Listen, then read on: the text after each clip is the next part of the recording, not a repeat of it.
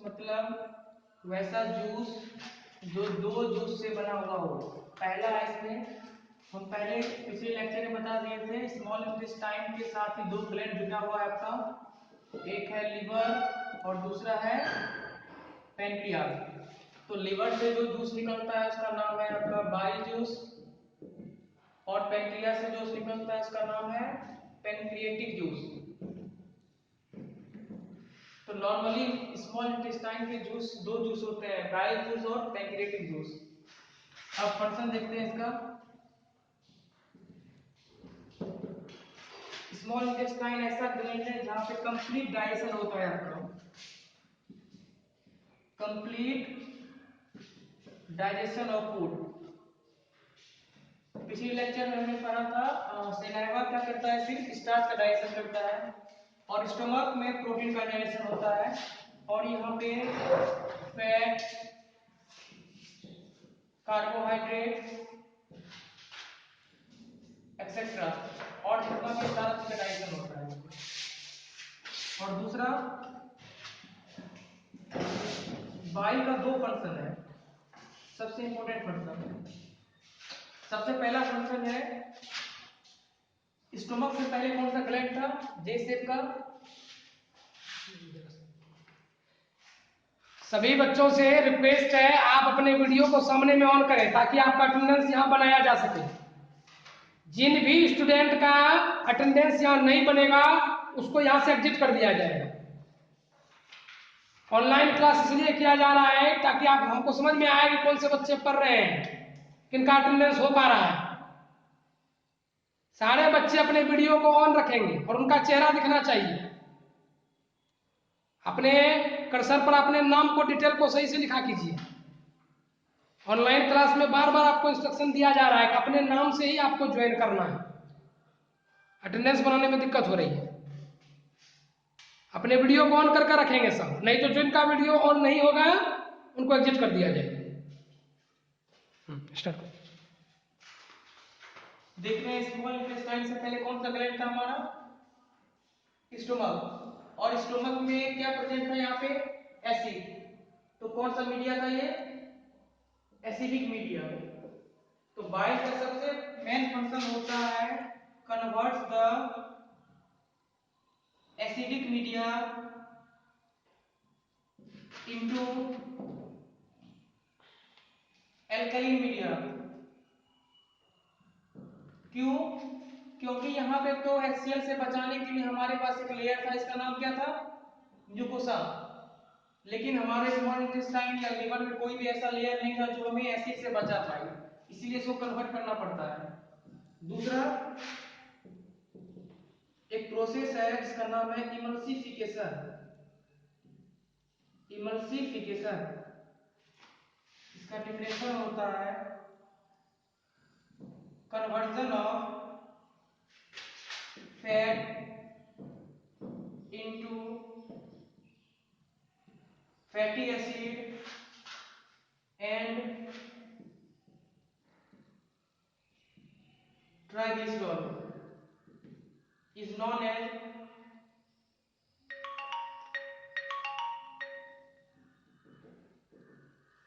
as emulsification. समझते हैं आप इमल्सिफिकेशन क्या है।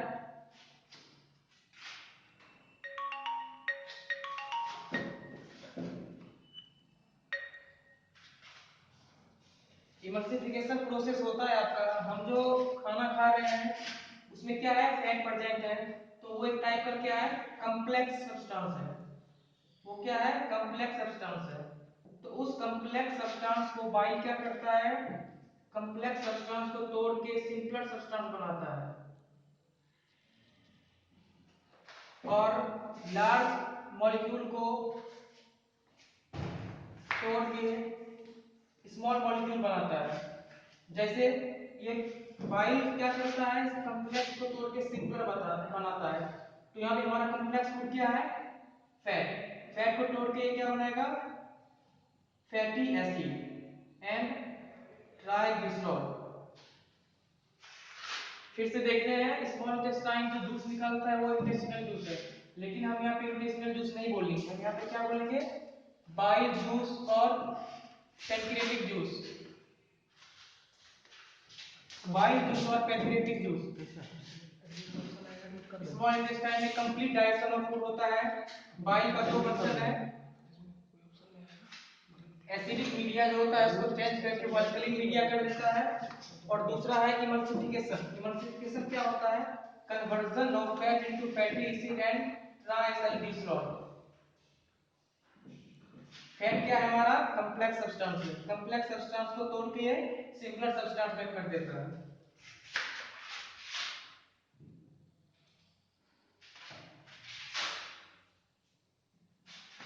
अब आगे चलते हैं।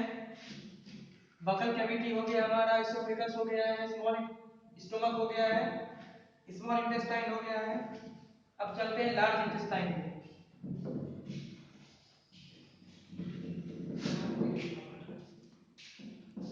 फोन कर लेता है,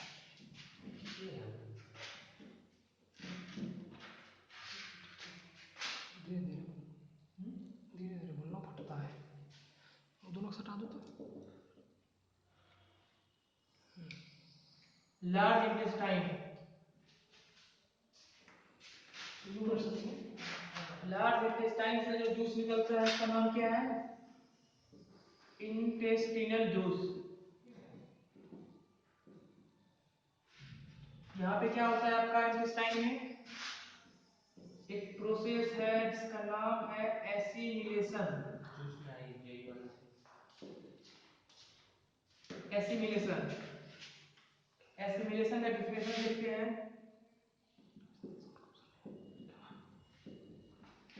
the process in which undigested food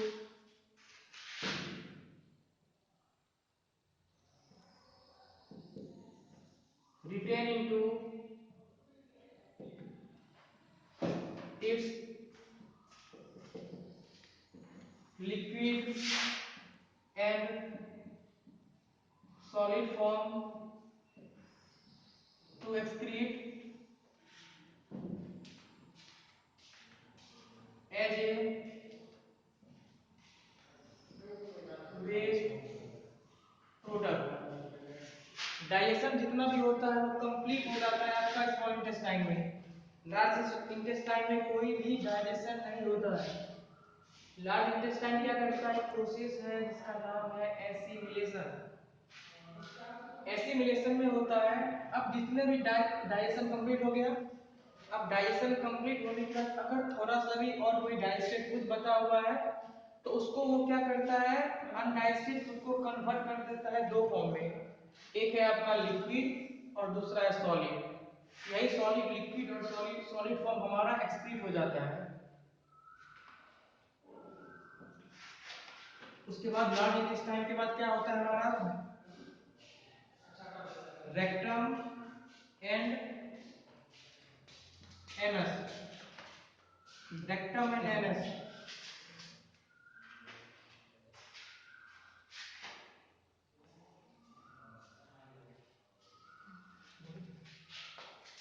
rectum और एनस। रेक्टम से क्या होता है आपका? सॉलिड फॉर्म बाहर आता है, और एनस से आपका लिक्विड फॉर्म बाहर आता है। ये सब क्या है आपका? अनडाइजेस्टेड है। सॉलिड फॉर्म जो बाहर आता है उसे क्या कहते हैं? फीकस। और लिक्विड फॉर्म जो आता है वो हमारा क्या है? हम जो बाहर वेस्ट प्रोडक्ट निकालते हैं in the form of liquid.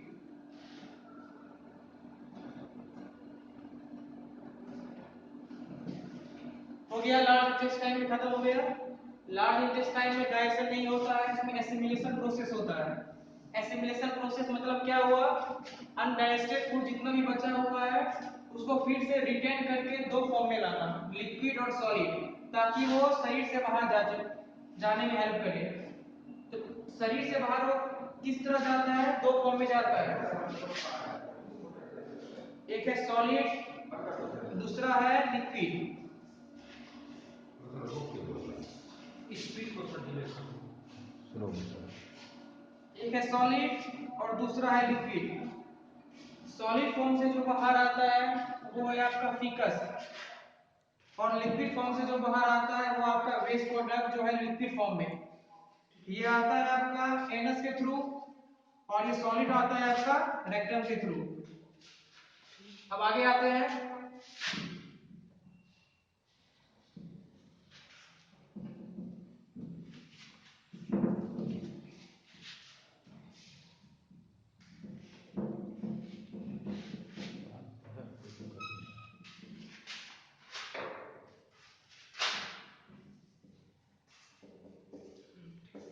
Injection हो गया हमारा, डाइजेशन भी हो गया। अब होगा absorption.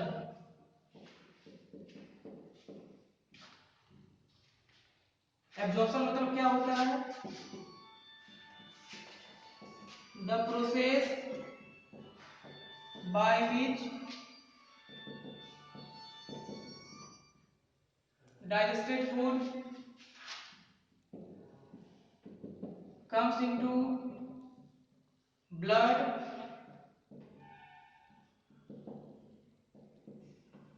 to the different organ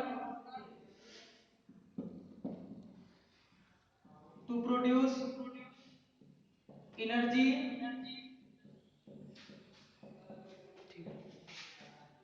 and their biochemical process।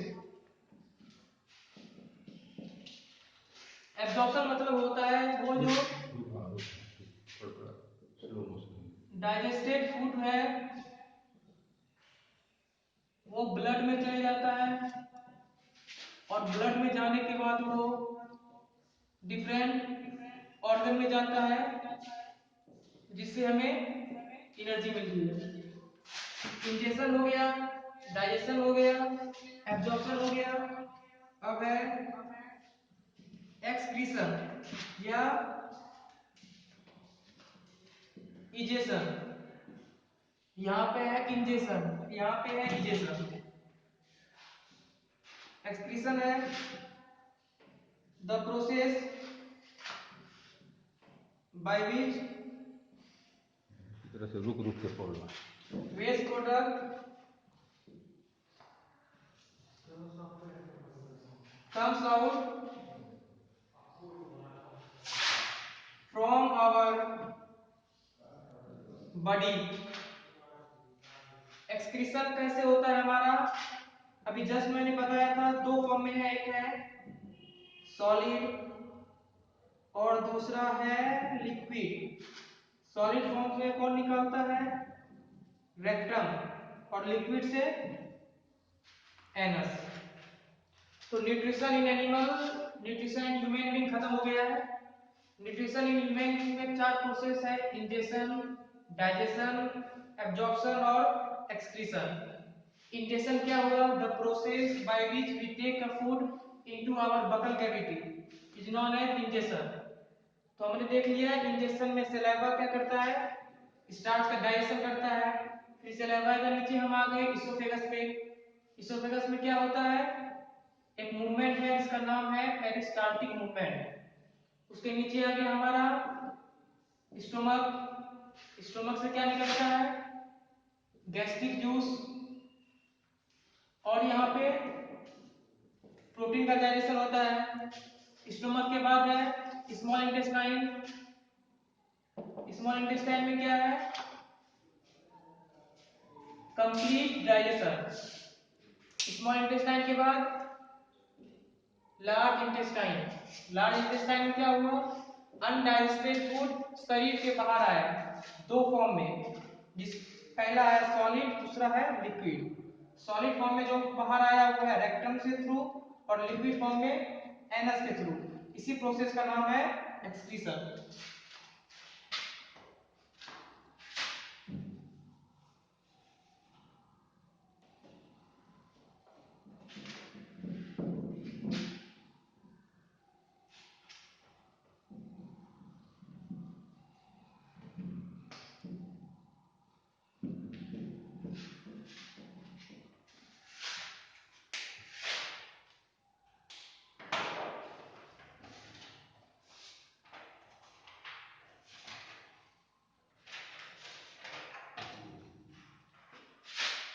है nutrition in plant.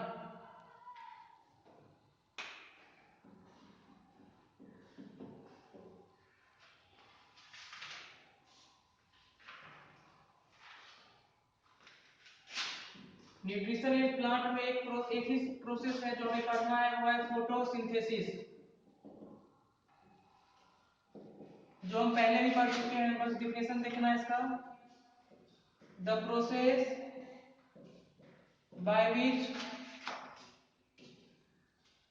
green leaves makes their food by the help of sunlight, water, chlorophyll and CO2।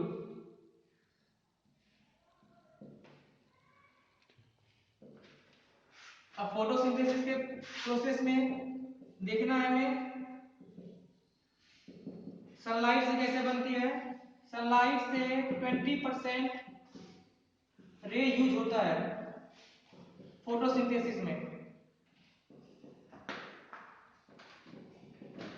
Photosynthesis process जो होता है उसमें 20% काम करता है हमारा सनलाइट और 35% काम करता है क्लोरोफिल। क्लोरोफिल में क्या प्रेजेंट है, स्टोमाटा। स्टोमाटा क्या एक टाइप का पोर्स है। और क्या बचा यहाँ पे 55 हो गया, और जितना बचा हुआ परसेंट है वो क्या होता है CO2। तो यहाँ पे देखना है सनलाइट में 20% यूज होता है फोटोसिंथेसिस के प्रोसेस में। अब आगे चलते हैं।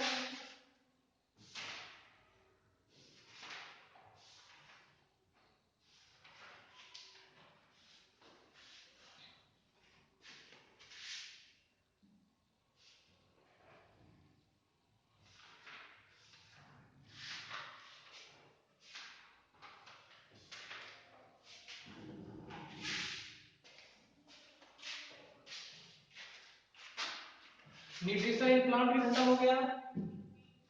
अब देखते हैं हम respiration. Nutrition in human being and nutrition in plant खत्म हो गई है।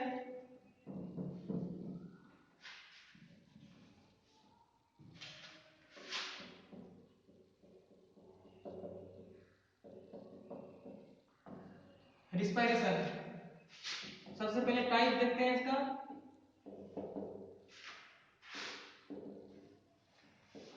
एक है एरोबिक, दूसरा है एनारोबिक। एरोबिक मतलब जहां पे ऑक्सीजन नीड हो उस प्रोसेस को कहते हैं एरोबिक रिस्पायरेशन, और जहां पे ऑक्सीजन जरूरी नहीं हो उसको कहेंगे हम anaerobic respiration.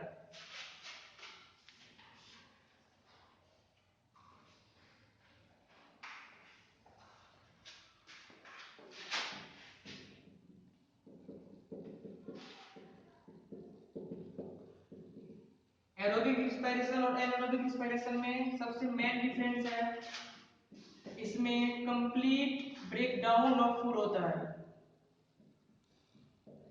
Complete break down of food किसमें, एरोबिक रिस्पायरेशन में। और एनारोबिक रिस्पायरेशन में partial break down of food.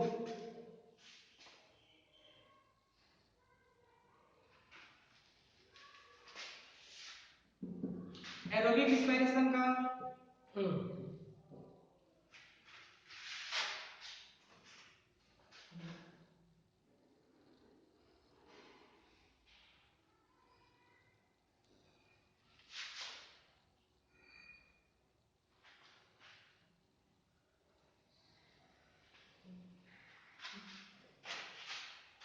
Aerobic respiration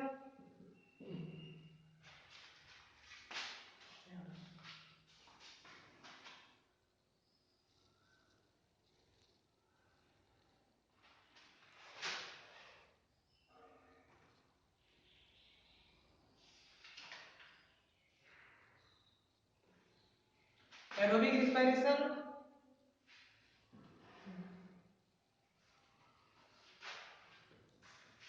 aerobic respiration,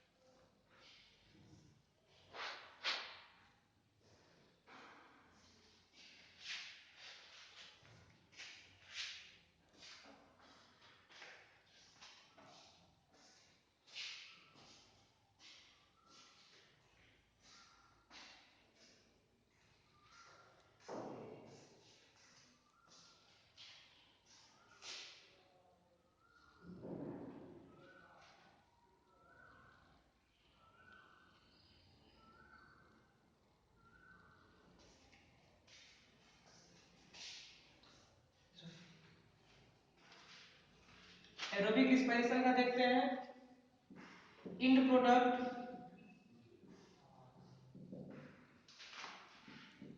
carbon dioxide and water होता है। और एनारोबिक रिस्पायरेशन का एंड प्रोडक्ट इथेनॉल होता है, इथेनॉल एंड CO2। तो एरोबिक एनारोबिक रिस्पायरेशन खत्म हो गया। एरोबिक रिस्पायरेशन मतलब जहां पे ऑक्सीजन नीड हो उसे कहते हैं एरोबिक। एरोबिक में है कंप्लीट ब्रेकडाउन ऑफ फूड।